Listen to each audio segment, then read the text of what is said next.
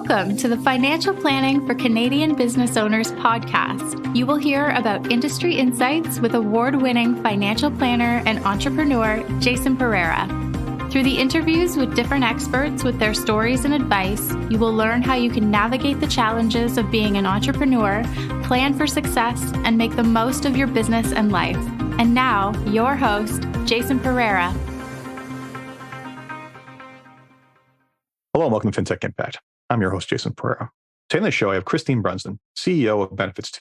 Benefits2 is a Canadian online platform that helps Canadians qualify for the disability tax credit. Now, that sounds like a simple thing, a tax credit qualification, but this is a complex hornet's nest that planners have known about for years. And this platform helps cut right to the chase and get people who deserve it, the tax credit that they need. And with that, here's my interview with Christine. Christine, thanks for taking the time. Jason, thanks so much for having me here and giving me the opportunity to talk about Benefits2. Well, it's not just a technology solution, it is a worthy cause. So happy to make that time. So Christine Brunsden of Benefits2, tell us about Benefits2. So the genesis of Benefits2, Jason, came from my own experiences with disability, but also working in bank-owned trust companies for 22 plus years, stepping into people's shoes and looking after them. And the biggest reason why I started this was my daughter. So my daughter has got some severe disabilities, ADHD, DMDD, we'll call that alphabet soup. But when I realized that she likely would qualify for this, the path forward was not easy. So we started, she was probably about 4, and I recognized there were some disabilities there. She was not progressing and in her learning as well as she should. And then by the end of grade 1, we found, she was really not even reading at a kindergarten level. We pulled her out of French immersion and put her into a regular school because in grade 1, her teacher slammed her desk shut during a test. And she was just simply looking to find out which way the loop and the tail of the G went. And she slammed her desk down and said, "You're getting 0." She called her out in front of all of her peers at 6 years old and just annihilated her. And I thought, this is crazy. We're getting her out of this school. And we got her help. I had a lovely psychologist who put me in front of the Scottish Rite Foundation.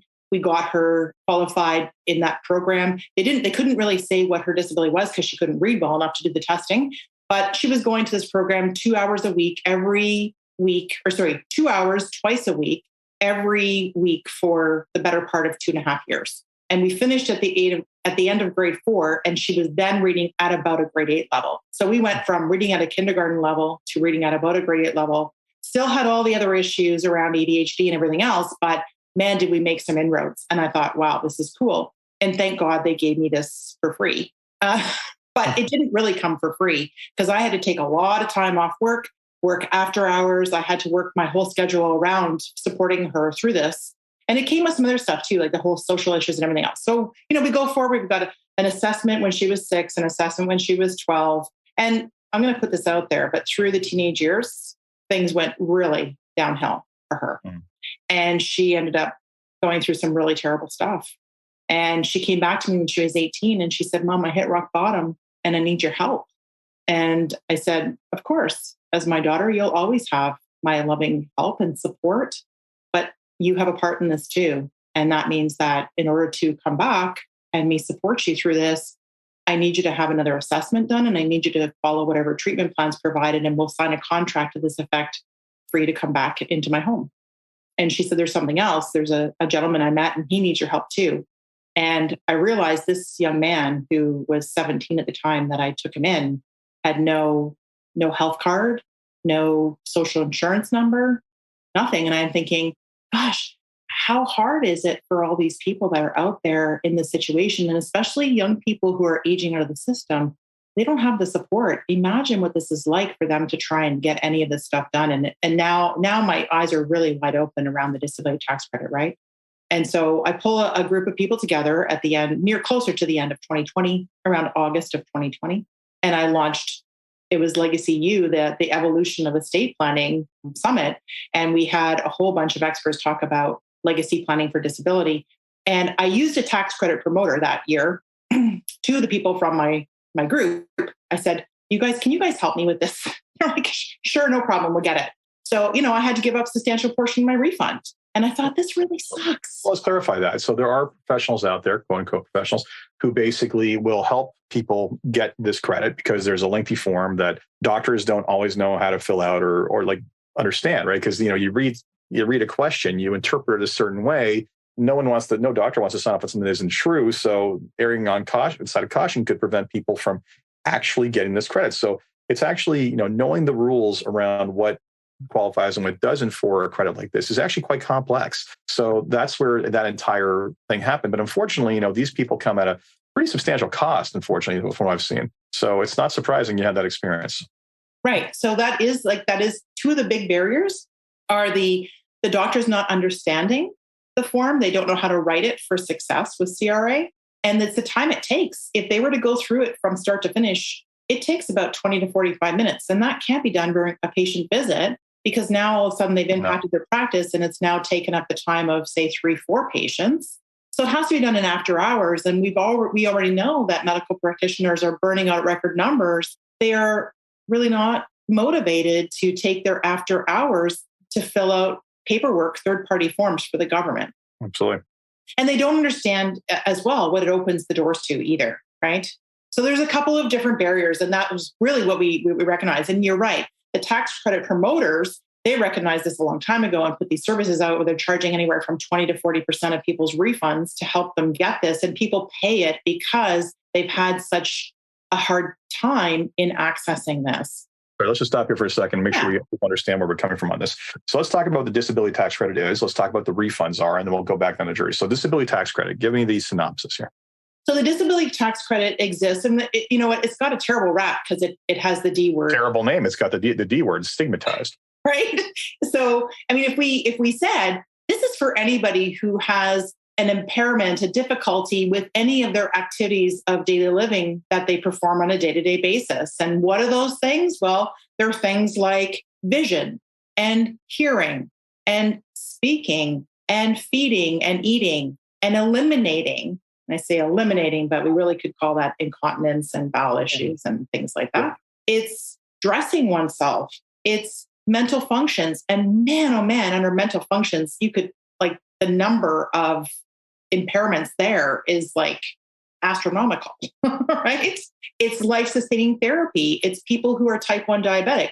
It could be people who are type 2 diabetic if you're insulin dependent and it takes you 14 hours a week to manage your condition. It could be people with cumulative effects. It could be people with cerebral palsy that have to have chest physio. There's a number of different things here that people don't even look at as disabilities. Take incontinence as one of those big things, right?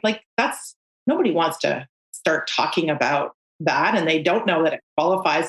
Who thinks incontinence is a disability? That's not the way that people think about that. Exactly. I mean, it's similar to I'll liken it to critical illness insurance, right? The name doesn't really work because a lot of what's covered, the big things covered are critical illnesses, but a lot of things covered there just aren't critical illnesses, loss of limbs and loss of voice and loss of speech. So what happens with that whole thing, Jason, with the incontinence piece? Because if we look at what happens with incontinence, well, somebody who suffers from incontinence is likely going to pare down on their physical activity because of the whole leakage issue. They're probably not hydrating properly because of the leakage issue. And that then will basically cause some other sort of disabling condition that they eventually will pick up and go, oh, well, now I've got a full-on what I call disability, not recognizing that the thing that they had at the very front end of this was the very thing that caused all of it to begin with. And if they had gotten in front of it, if they'd gotten the tax credit, if they had gone and gotten pelvic floor physio or whatever those things might have been to mitigate some of the negative effects of the actual condition itself, that they could have had the money from the tax refund and every year thereafter to deploy those things towards getting the help they needed. So let's talk about the refund and tax refund. So when you get this credit, you qualify for for tax savings. How much of a tax savings is it? It varies by province, and Alberta is the province where you get the highest amount. And it actually varies by how much income tax you have to pay. This is a non-refundable tax credit. So it actually looks at how much income did you actually make. It gives you a tax credit and reduces your income based on how much income tax you've actually paid. I'll give you an example. I mean, we just had this as a real live scenario. Okay. I don't know exactly what the income of this person was, but I don't think it was like, we're not talking about multiple six-figure income here. This woman came, she did her disability tax credit with us on January 31st. Okay. It was signed off on January 31st. We gave her the path to uploading this to her My CRA account on the 31st of January. And my understanding was she did that day. She had her approval from CRA on February 8th. We had an individual in our company go ahead and do her adjustments for her, and he'll do those at a fixed rate as well. And we'll talk about the rates of this thing after, but he did it at a fixed rate. And it didn't take very long, but that was all done on the February the 8th. A couple of days later, she received her note from her letter from the government saying that it all gone through, all of her tax credits were processed, and that her refund of over $13,300 was being deposited to her account on the 23rd of February. So we're talking about a process that's 24 days for this individual that has huge, 13,000, that's a lot of pelvic floor physio or Eurospot treatment or whatever that means for you, whatever you're going to access, or buying of products to mitigate the effects of this thing. There's a lot of things that come into play with this. And even if the credit doesn't apply to you, maybe you're not working, but maybe you have a supporting family member and you can transfer the credits to that supporting family member. Yep. There's a lot of intricacies involved in this thing, and people really need to understand it better. The hard part for everyone involved in this is that nobody's ever taught anything about this in school, not taught when you get a job or when you're having kids or when you're accompanying a parent to an emergency room with a broken hip or a stroke. So where do we learn it? That's the issue. Oh, that's the issue. So, I'll give people rough numbers in general. It does depend on provinces, but we're talking about typically greater than $1,000 per year in tax savings and retroactively up to 10 years, right? So we're talking giving up 40% of something. That's $4,000 on 10 for a form being filled out, which, you wouldn't get the 10 without the form, but still, it's a lot of money. Okay, so basically, we know that there's an issue. We know that there's a market. There's people who need this who don't know. But I think you've tackled the best to a solution, a technology solution to help basically deal with people, to help people basically get this thing. So talk to me about how your platform helps people qualify for the disability tax credit. So what we determined was that, listen, physicians do, or any medical practitioner that can sign this off, and there's a number of them for the different areas of impairment, they do not need to write the actual application. What they need to do is authenticate that the information within the application is correct, right? And we know that they don't want to necessarily take the time to fill it out. So what we said was, listen, we know we've got a 98% success rate with CRA on these things. We've had thousands of conversations. We've helped lots of Canadians access this credit. We know that the government tried to bring in the Disability Tax Credit Promoters Restrictions Act and fix the fee at $100. Can we find a solution that does that? And we came up with the following solution. So really what we said was, let's come up with a way that somebody could answer a set of questions at the front end to determine whether or not they're likely to qualify or not. And if they're likely to qualify, let's walk them through a simplified application that they could answer the questions, that they would be worded in such a way that they would know how to answer those questions. But let's create a platform, a complex algorithm in the background that once you've answered your questions related to your particular impairment, that we write the application for success for you. You get a code and a PDF of the application in an email. You can either print the application, take the code to your practitioner. The practitioner then can pull up the application in a patient visit with the code and two-factor authentication to review, edit if they need to, print and sign the application in less than 5 minutes. You know your patient. It's just a matter of checking to make sure the dates are correct. And you're authenticated. You sign it, off they go. They upload it to their My CRA account, and they've got, like I say, we've written the application for success. We know what needs to be said to get these things approved. It's just a matter of, is this accurate for your patient? Agreed. Here's the thing. It's population of a form is what it comes down to. It sounds simple enough.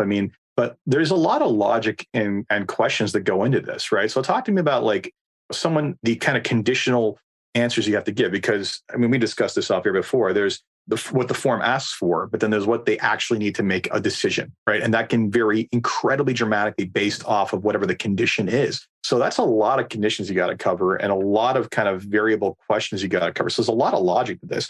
Talk about the challenge of that. Like how many questions are you asking here? How much digging are you doing? Or how are you making sure that this is getting such a high success rate?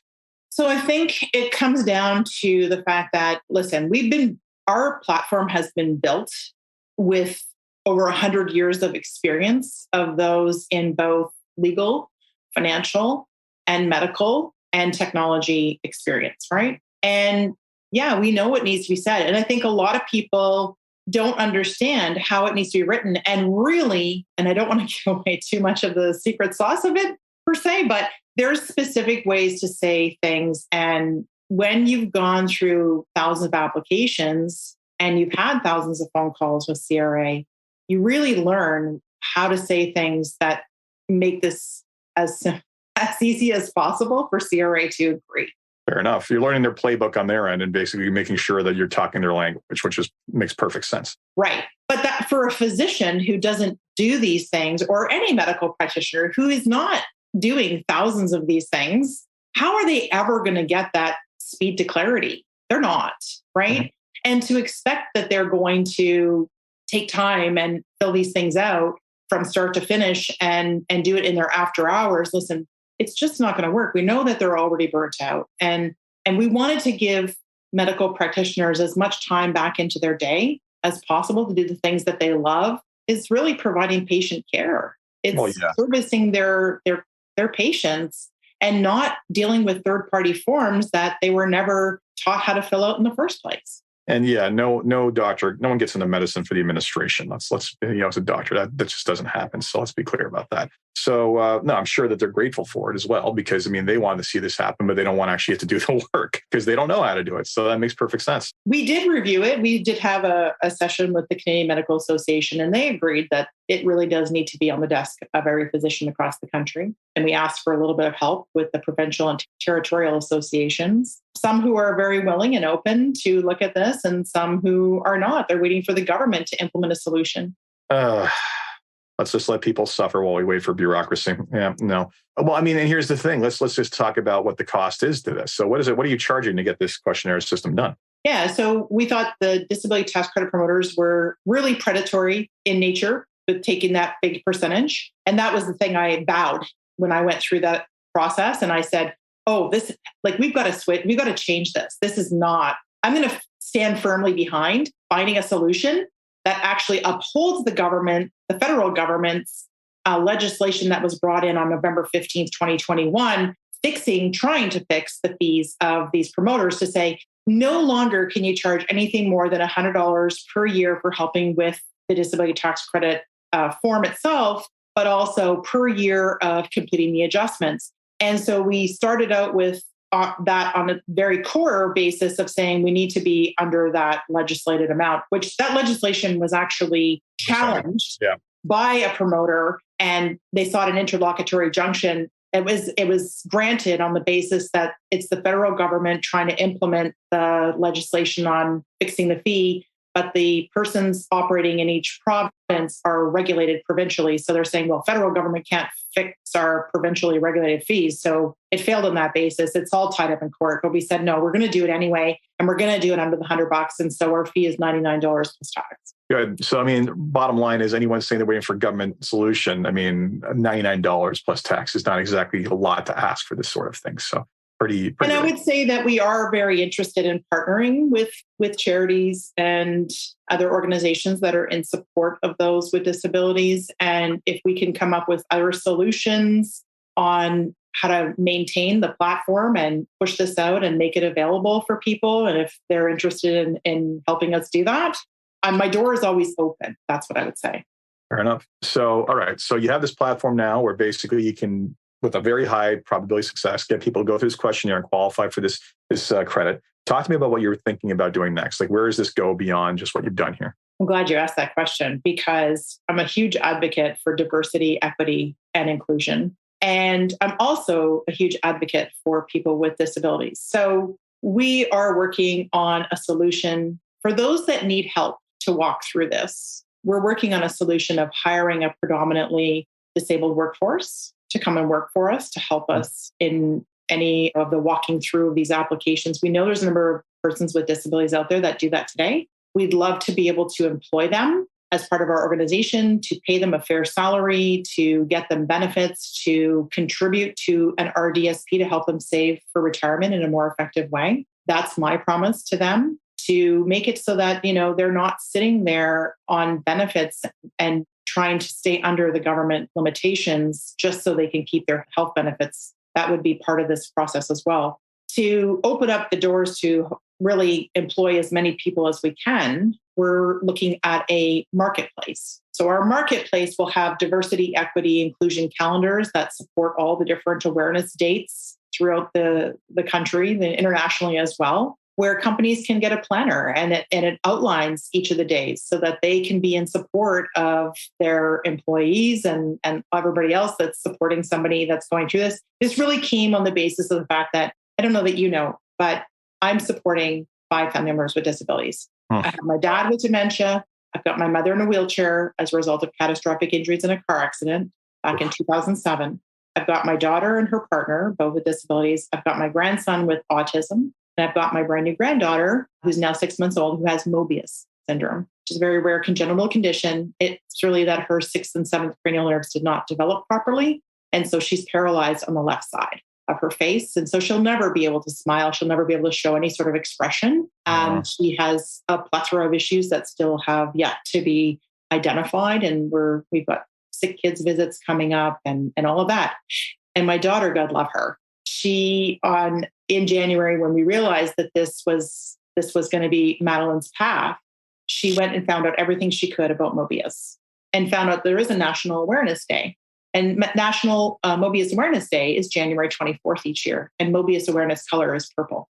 But she did not like the design that was available for merchandise for t-shirts. She wanted to deck us out in t-shirts, all purple, with this information about Mobius. So she went and she took a design that she found and she had it printed on t-shirts that says, "Smile with your heart." We're supporting somebody with a Mobius, right? And then the National Mobius Awareness Day is January 24th. And it got me thinking, I'm like, oh man, like this, imagine that we could have a place where companies can come and get their calendars, they can deck themselves out in their merchandise, or even just people with disabilities or family members could come and create merchandise around this, or buy merchandise around this that they could wear in support of their awareness, or mugs or whatever. It doesn't matter what it is. And there's a lot of ways of fulfilling this thing. But then I thought I wanted to take it just a step further. And so I started reaching out in the disabled community. And I said, what if we had people with disabilities actually create the designs and the digital designs, and they could actually work with us and partner with us to be able to do that? And what if when somebody bought any sort of merchandise through the store, that a portion of the sale of that merchandise would either be able to go back to the disability organization itself or to our foundation, which I want to call Care 3.0, Leaving No One Behind, which is predicated on the UN's campaign of Leave No One Behind, where we could work with charities to provide them with monies coming out of the profits of our corporation to be able to work and provide those in lower income populations, predominantly disabled populations, senior populations, 2S LGBTQ plus populations, and Indigenous populations in Canada, with the basic hardware, internet services, whatever they need to get to the internet, because we know that a larger percentage of them also are eligible for this. And now they have the necessary hardware or whatever they need to get to the internet so that they can also apply. Oh, fantastic cause and initiative. I mean, it's just supporting the entire ecosystem where all the people in it is beyond just, this credit, which is fantastic. Right. So one other thing I want to touch upon is how this credit is basically a gateway to so many other benefits the government puts out. Can you speak to that? Yeah. I mean, listen, every province and territory is a little bit different as to what the doors are that it's opening for them. But since we're in Ontario, I'll give you just a short overview of what it might mean for somebody that has a disability tax credit and what other things might it open the doors to.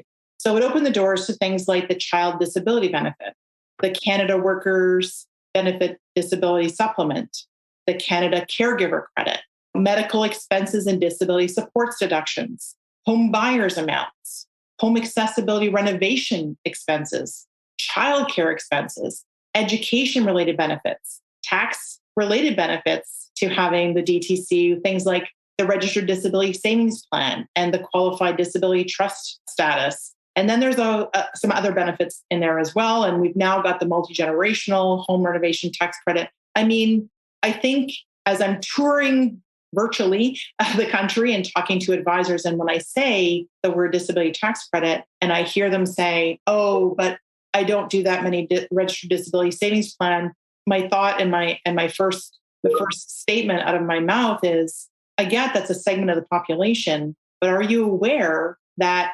60% of all people who have the disability tax credit are over the age of 55, and the RDSP is not even a benefit for them? Mm-hmm. Do you have any clients that are over 55?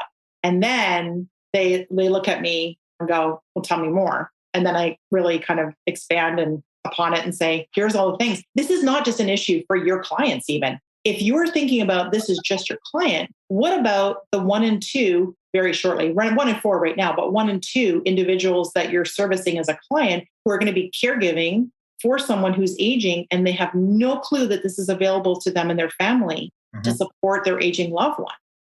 Yeah, it's honestly, unfortunately, all these systems are really difficult to navigate. And unless you actually have direct exposure to them, even then, they're hard to navigate. So basically, as we said, this is the first step in so many of them because of the eligibility for everything else. So it is incredibly important to get this right. So Christine, before we wrap up, I have 3 questions I ask everybody to end on a positive note. The first question I have for you is, if you had one wish for something you can change in your company or the industry as a whole, what would it be?